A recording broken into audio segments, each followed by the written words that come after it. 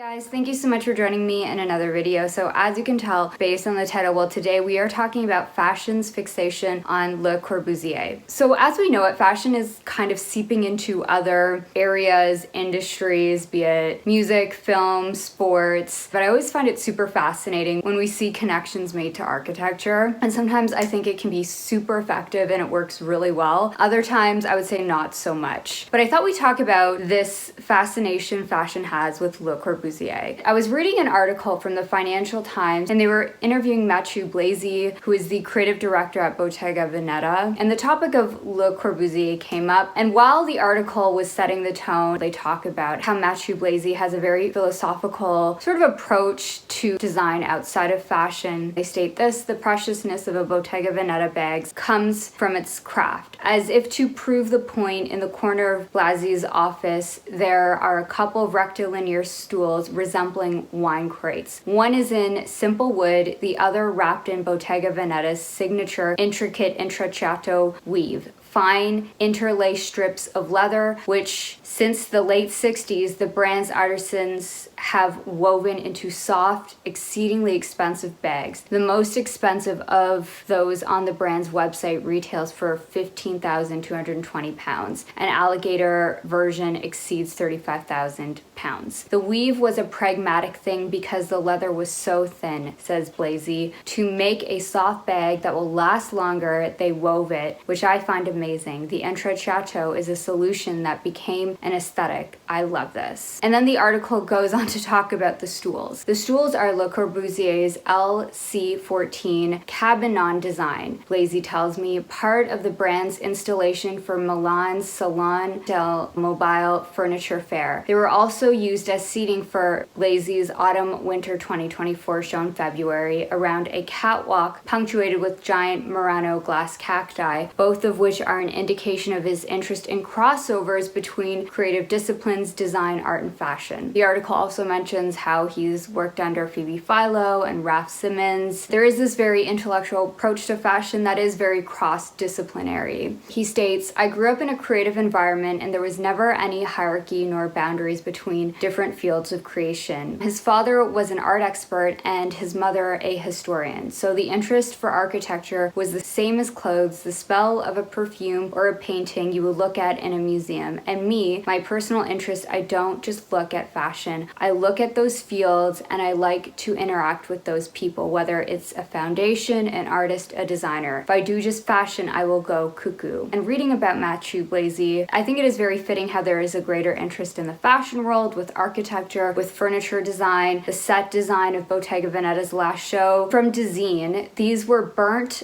by hand following a traditional Japanese scorching technique that was also used for the floor of the catwalk the models walked on. Placed around the scorched wood show space were giant flowering cacti sculptures made from Murano glass. Bottega Veneta's creative director said he wanted the set to convey resilience and a feeling of hope. The floor is fired, the box stool is fired, the Murano glass cactus is fired. The cactus grows where nothing else can grow. The LC14 cabanon stools by Le Corbusier were produced with Italian manufacturer Cassina and in close collaboration with Le Corbusier Foundation. The scorched wood finish added by Bottega Veneta was said to give, quote, natural protection to the wood while revealing the distinct patterns of the grain, making each stool in the series unique. Originally, the stool was a whiskey box that Le Corbusier found and repurposed, a pragmatic thing that became a legend, Blazy said. The elegance is in the simplicity, honesty, and resilience. And Le Corbusier is cited as one of the greatest architects and thinkers in this field of all time. He introduced revolutionary ideas in architecture, such as the 5 points of architecture. He emphasized ideas such as open floor plans, pilotis or supports, horizontal windows, free facades, and flat rooftops. These principles greatly influence modern architectural design today. And I talked about this in a video on the row, how these modernist principles are very much even applied to the Rose fashion. We think about how he prioritized functionality in his design designs aiming to create spaces that were efficient and responsive to the needs of the occupants. The focus on utility and simplicity contributed to the development of modern architecture, and he famously said a house is a machine for living in. Another important point that I want to talk about is how he played a crucial role in shaping the international style, what people would probably describe as a more minimalist architectural style, characterized by rectilinear forms, open interiors. His designs really helped establish this style as a dominant force in 20th century architecture. Another designer that was inspired by Le Corbusier in a very unexpected way, Karl Lagerfeld, was very fascinated by Le Corbusier's work. For Chanel's fall 2014 Couture collection, he based the show's set design on the apartment Le Corbusier designed in 1929 for millionaire art collector Charles de Vestager. Le Corbusier was famously known for his works with concrete, and Karl actually made concrete a theme throughout this collection, but instead he wanted to look at concrete tiles, and throughout the collection there are these grid-like mosaic patterns. Keep in mind this is a couture collection, which in many ways is almost opposite to the principles of Le Corbusier's modernism. If Le Corbusier would see this collection and the processes involved, I'm sure he would perhaps shudder at some of the couture processes involved in this collection, but nonetheless this is very much a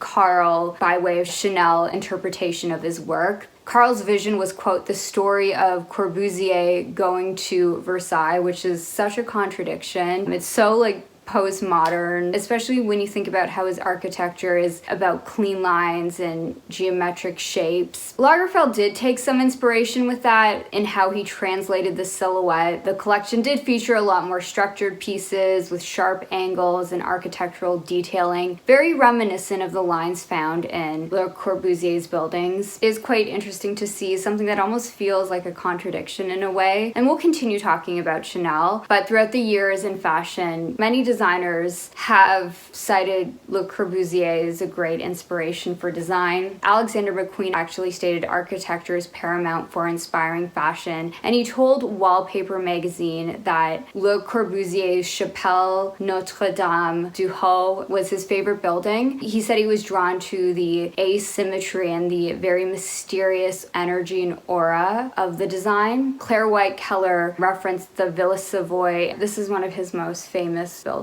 in her 2015 cruise collection for Chloe, which was inspired by the building's minimalist elements and the very graphic simplicity of her shapes. Another designer, Rei Kawakubo, said she liked the simplicity and spaciousness of Le Corbusier. And design critic Diane Sujic wrote about her in his 1995 book and states, Kawakubo talks of her admiration of Le Corbusier, and it is not too far-fetched to see the influence of his purist modernism in her own abstraction of fashion into the fundamentals of texture, form, and color. I could go on and on and on. There are many examples of designers being influenced by Le Corbusier's work throughout history. Recently, Tekla is a textile brand. They did a whole blanket collection that was inspired by the colors of Le Corbusier, and it was like a limited edition collection in collaboration with the foundation. Another designer, Roxanda's Fall-Winter 2024 collection, was inspired by visiting Le Corbusier's 12 square foot holiday cabin. She was quoted as saying, when you're there, you see this incredible, humble home of one of the greatest architects of our time, who obviously had the means to create something bigger, but who at the end of the day wanted to be in nature, living under a tree and swimming in the sea. I wanted to do something inspired by interiors and the art in his cabin and translate that into fashion, she explains. We were experimenting with lots of textures, different weights of fabric, but one that was most exciting was the woven tapestry fabric. Some of these homes are some of the most beautiful homes in the world. These very iconic modern villas, to his furniture. In the realm of architecture, some of the most highly regarded works of design. But with that, I also think it is important to talk about the problematic progression of Le Corbusier's architecture. Again, I think his villas, his houses, his furniture design, they are viewed as some of the greatest works of the modern era. But I also think it is important to talk about this, as well as this recent Chanel collection, and why I think for many it fell flat. It doesn't have the same appeal or applications by designers I've just mentioned. The recent cruise collection was held at Le Corbusier's La Cité Radieuse, or the Radiant City. It is a famous example of modernist architecture, and while it has been celebrated for its innovative use of design and visionary urban planning concepts, it's also been faced with a lot of criticism. It was designed with the intention of creating an ideal living environment for its residents. However, many critics have argued that Le Corbusier's vision, his urban design, was overly utopian and failed to adequately address the complex social dynamics of urban living. The uniformity and the standardization of the housing units have been heavily criticized for neglecting the diverse needs and preferences of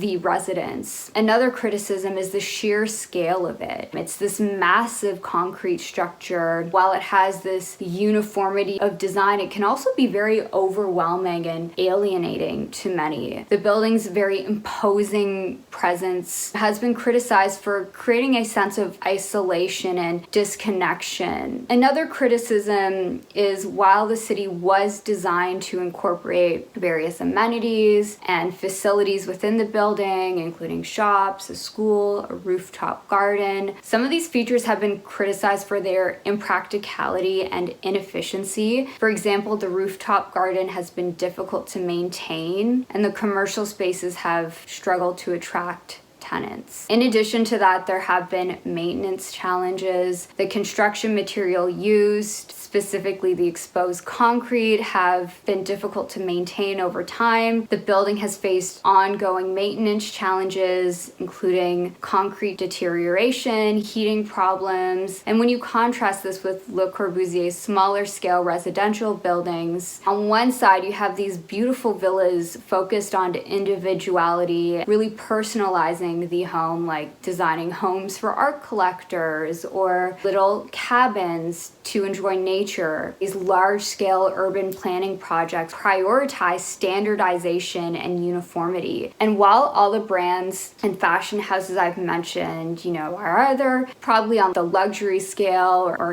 have sort of a niche market, I think it is interesting how Chanel, of all being sort of the top brands we think about when it comes to luxury, or is supposed to have this allure of being the height of luxury fashion, having this collection set here feels like a contradiction, but it feels like they're trying to appeal to a larger demographic. The Guardian points out, luxury brand continues its strategy of engaging with diversity in real life, but the prices are less inclusive. The article quotes Mayor of Marseille, Benoit Payen: Gabrielle Chanel revolutionized the way women dressed, and Le Corbusier the way people lived. So it fits completely. But I think the Guardian is right to point this out. The more inclusive messaging of the show locations is in sharp contrast to Chanel's pricing. In 2010, a classic 2.55 Chanel flap handbag cost around £3,000. The equivalent model now sells for £11,000. Chanel is closing the gap on Hermes, whose handbags have traditionally been the most expensive and the most haloed in France. Pavlovsky defended the pricing, saying, "It is a very complex bag to manufacture with 278 steps in production, and there are fewer and fewer people with the skills to make it. There is a lot of noise about the price of that bag, but it costs about the same as a jacket, and no one complains about the price of our jackets." And I think this is very interesting how the price of Chanel is something that always comes up. It's kind of inevitable. Sometimes I think of the luxury and the appeal and the allure of Chanel and trying to place it in this very seemingly mundane setting. And I'm sure there's some people that think this building is like the most beautiful building in the world. You can find some elements of beauty in the building. The criticism is more so the social implications and the social implications of Le Corbusier's work. Maybe it's because it's been a trend to reference Le Corbusier. I don't know if they